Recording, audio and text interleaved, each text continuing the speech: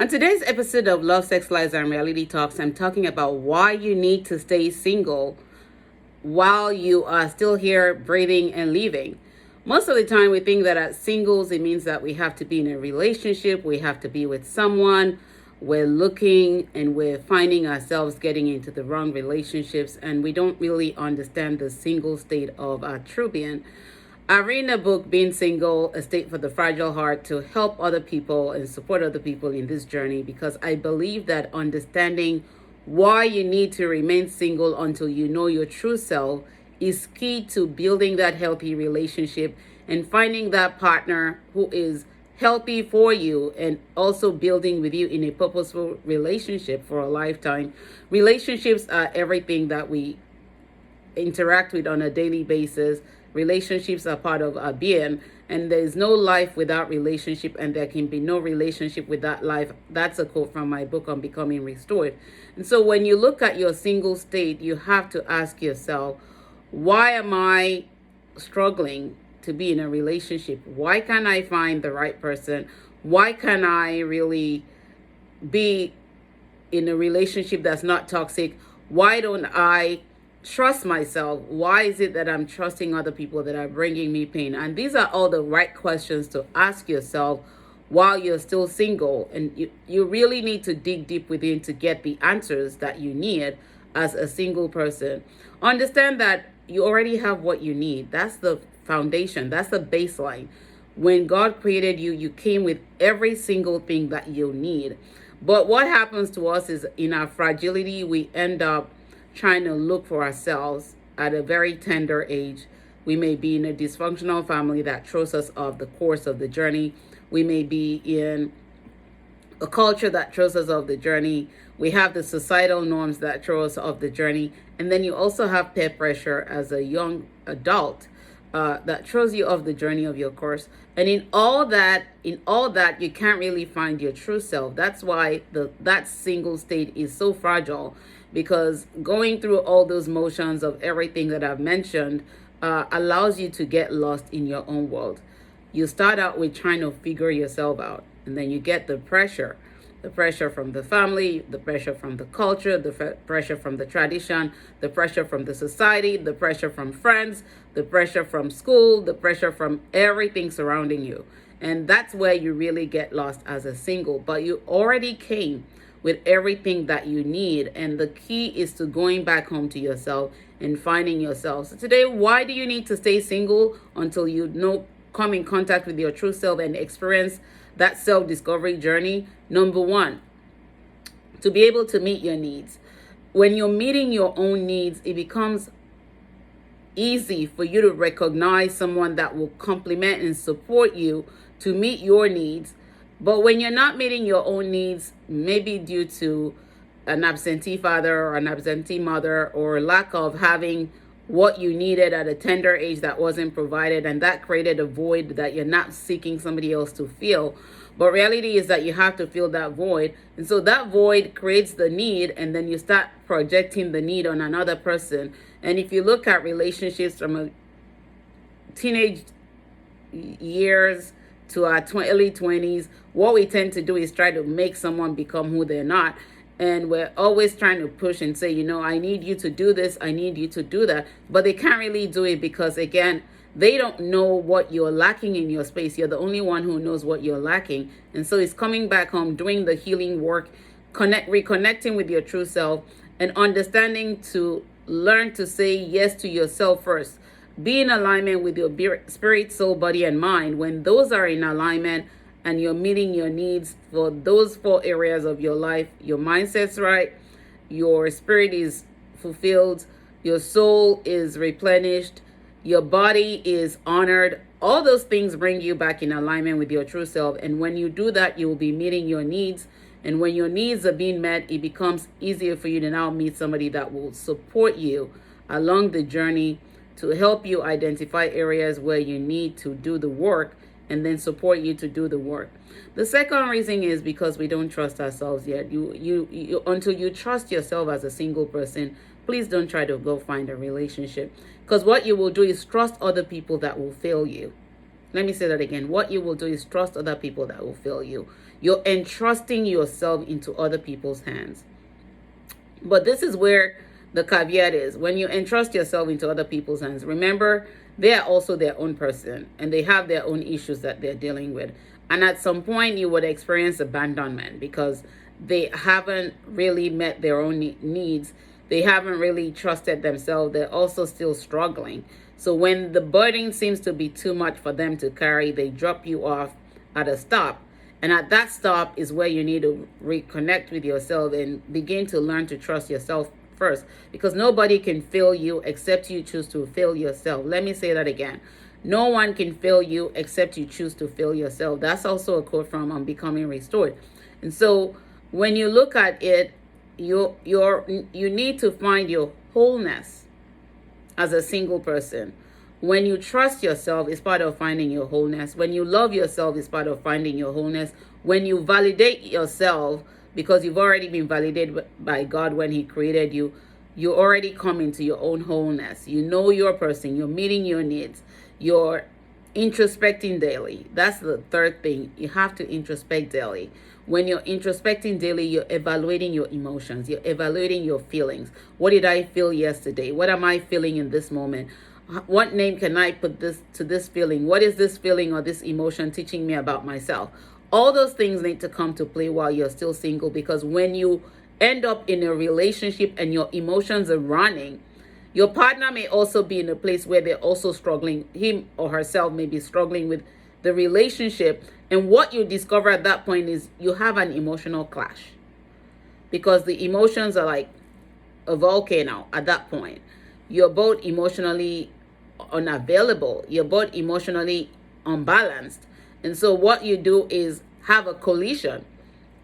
And when you have a collision of emotion, you have an explosion. And that's when the relationship happens to end. But you have to look at it as, if I'm emotionally healthy, if I'm emotionally stable, if I'm emotionally available to myself, I will not attract those people that are not. So that's why you need to daily introspect. What was this emotion that led to a trigger today? What was that emotion teaching you about yourself? Because emotions are messengers. I've written that in all my books. You can get them if you need to read more. Emotions are messengers, and when you understand your emotions, you're able to introspect and say, my life is mine. Why am I trying to entrust my life into somebody else's hand without knowing myself, without understanding myself, without experiencing life for myself first? When you start to experience life for yourself, it begins to become easy to have your core values set. Your core values are your non-negotiables, that when you get into the relationship, your core values have to match. Otherwise, if your core values don't match, you will lose your character and you will lose your integrity, because you're going to sell yourself short and you're going to lose yourself in the process of trying to people please. And people pleasing is from a traumatic experience, is from emotional trauma. But when you know yourself, you're like, I already know what I need.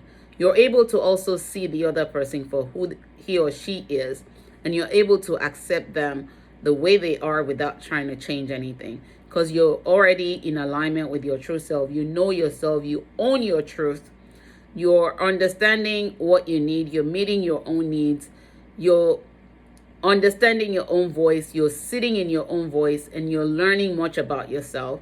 And then when that person shows up, you already know yourself. You already know what you're not going to compromise, because you've already looked at your life goals and your relationship goals. You've already established those, and it becomes easier for you to now look at this person and say, these are my goals. How is this person in alignment with my goals, so that I don't lose focus on my purpose? I'm in alignment with my purpose. I'm in alignment with my life. I am not shifting. There will be places where you will compromise because you're in sync with each other, but it is not where you will lose yourself. Compromise doesn't make you lose yourself. Compromise makes you remain true to yourself, and your partner is also true to who she or he is. And then you come into agreement, because relationships are all about partnership and agreement. You come into establishing agreements, not conflicts. You're establishing agreements. You disagree to re-agree, and come into a space where you're both on the same page and you're working through together to get to where you need to. And always remember that you need to also focus on what you need to get accomplished. And what your partner needs to get accomplished will also be their focus. And then there is that what your relationship needs to accomplish. There are three parts of it. This is number 4. Your own goals, your partner's goals, your relationship goals. Those are all different. And so you're not letting go of your goals. You're staying in alignment with your goals. Your partner is also staying in alignment with their goals. And then you build a relationship goal, which is where the agreement gets established. And when you get that, things begin to work better for you. And what you need to understand as a single person is, while you're still doing the work in your own space, this is number 5, give yourself grace.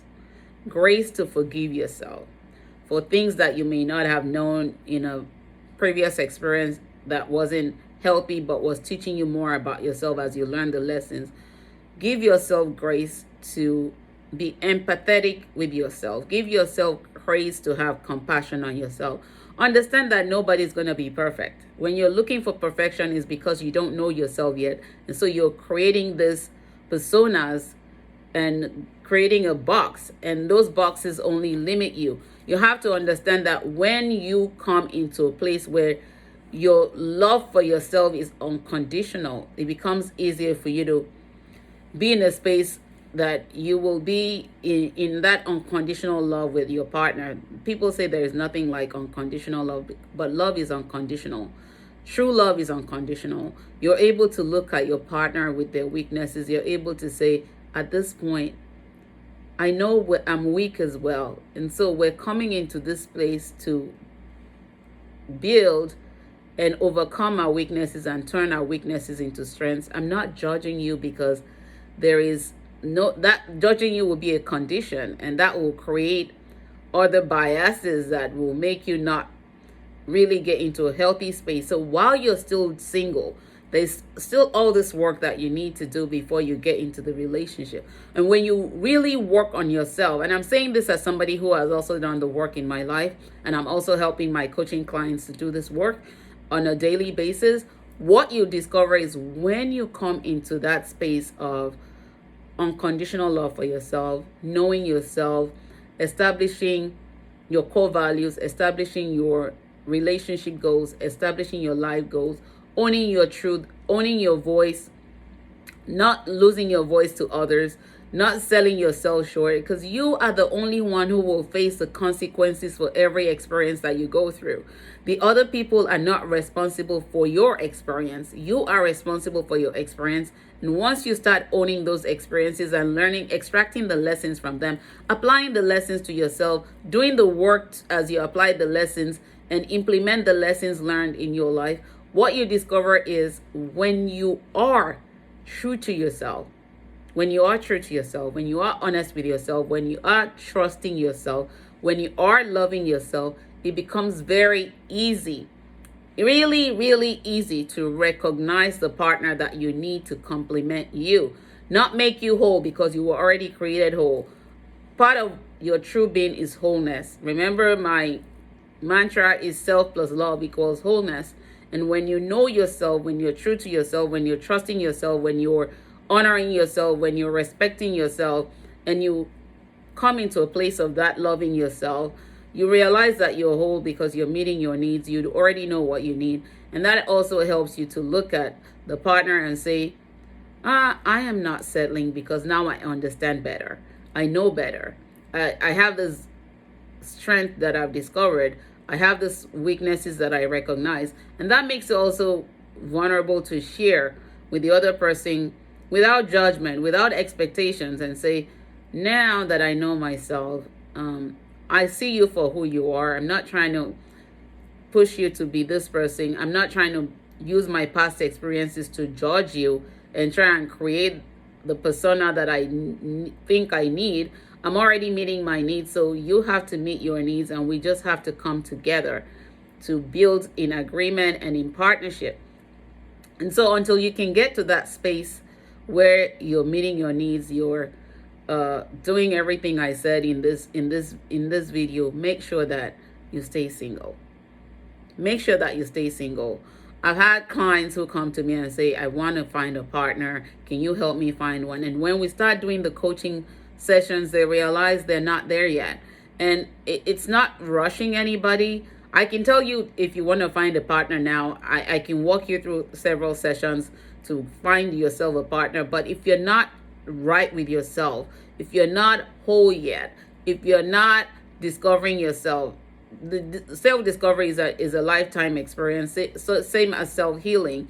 And when you're not on that path yet, but you're trying to find a partner, what you will do is repeat patterns and cycles, and until you stop and evaluate yourself and introspect and own your truth and realize the things that you're doing to yourself, and understanding that for every choice you make, there's a consequence that you will face. That's a quote from Beyond the Pain. What you discover is that you will be your own greatest enemy and blessing blocker. But take a pause from dating. Take a pause from trying to jump into the relationship. If you're already in a relationship, take a pause and look at where you are with yourself. You can still be in the relationship. You can do the work. Your partner can do the work. You can both come back together as a couple and do the work for your relationship so that you start on a new note. Because every day is an opportunity for a new beginning. If you're also in a marriage and you're struggling and you're living like you're single, you can also still take a pause, do the work as an individual, and then do the work as a couple, and then figure out what works best for your relationship. Remember, every relationship is unique to you, but the uniqueness of your relationship starts with you recognizing your own uniqueness. And when you build on your uniqueness, it becomes easier to build with other people. And when you're knowing yourself, when you know yourself and you're on the journey of self-discovery and you're on the journey of owning who you are and owning every experience and owning the things that you did in those experiences, not playing the victim, but understanding that every experience brings you to a step closer to knowing and discovering your true self, and you're able to do the work in your space, it becomes easier for you to now start embarking on the journey of finding someone who will complement and support you on the journey as you both build the partnership together.